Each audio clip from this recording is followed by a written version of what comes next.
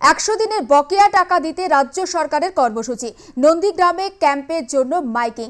কোচবিহারের তুফানগঞ্জে ক্যাম্পে তৃণমূলের প্রতিনিধিরা। দুই জায়গাতেই উঠে এলো বিজেপির বিরুদ্ধে বিশৃঙ্খলা ও বাধা দেওয়ার অভিযোগ। তবে বিজেপির তরফে অস্বীকার করা হয়েছে সমস্ত অভিযোগ। উত্তর থেকে দক্ষিণবঙ্গ, সভা থেকে বারে বারে কেন্দ্রীয় সরকারের বঞ্চনা নিয়ে সরব হয়েছেন মুখ্যমন্ত্রী মমতা বন্দ্যোপাধ্যায়। 100 দিনের বকেয়া টাকা দিচ্ছে না বলে সুর চড়িয়েছেন।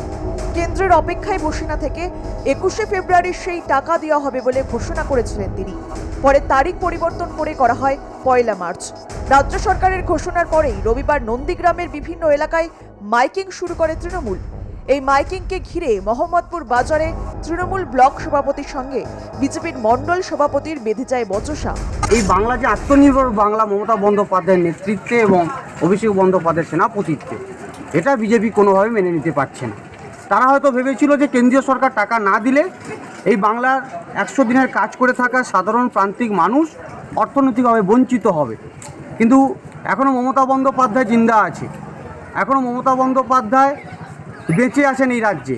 তাই মমতা বন্দ্যোপাধ্যায় যতদিন থাকবেন বাংলার মানুষকে তিনি ভাতে মারতে দেবেন। অপরদিকে কোচবিহারের তুফানগঞ্জে 100 দিনের কাজের বকেয়া টাকা দেওয়ার জন্য ক্যাম্প করা হয় শাসক দলের পক্ষ থেকে। সেই ক্যাম্প তুলে দেওয়ার অভিযোগ ওঠে বিজেপির বিরুদ্ধে, যদিও সেই অভিযোগ অস্বীকার করা হয়েছে বিজেপির তরফে। মমতা ব্যানার্জি একদিন যেমন টাকা দিচ্ছে, কেন্দ্র সরকার টাকা আটকে রাখছে। মানুষ, আমাদের সরকার, আমাদের দল মানুষের পাশে থাকার চেষ্টা করছে। এরা মানুষের পাশে থাকতে চায় না, ভালো কাজ এরা পছন্দ করে না, বাধা দিচ্ছে। কিন্তু ওদের বাধা দিলে হবে?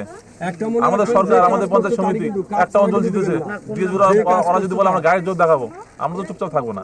তারা এখানে যে স্কুলে বসছে, স্কুলের কোনো পারমিশন নেই, স্কুলের কোনো পারমিশন নেই, কোনো ইন্টিভিশন নেই। তারা তাদের মতো করে রাজনীতি করছে। আমরা বিজেপির তরফ থেকে সেটাকে মানুষ যাতে, সাধারণ মানুষ যাতে এই 100 দিনের কাজ নিয়ে আমরা যাতে কোনো দল রাজনীতি না করি, সাধারণ মানুষ যাতে হয়রানি না হয়, সেই বিষয়ে সেটাকে আমরা বন্ধ করে দিলাম। নন্দীগ্রাম ও কোচবিহারে ধরা পড়ল একই ছবি। 100 দিনের বকেয়া টাকা ফেরত দিতে এক জায়গায় মাইকিং ঘিরে উত্তেজনা, অপর জায়গায় ক্যাম্প ঘিরে উত্তেজনা। কেন্দ্র বা রাজ্য টাকা যেই দিক, খেটে খাওয়া মানুষের হাতে টাকা তুলে দেওয়াই তো আসল উদ্দেশ্য।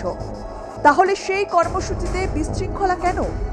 ভোট ব্যাংকে প্রভাব পড়তে পারে বলেই কি এই বাধা? হলদিয়া থেকে দীপক পণ্ডা ও কোচবিহার থেকে শরদিন্দু ধরের রিপোর্ট, আর প্লাস নিউজ।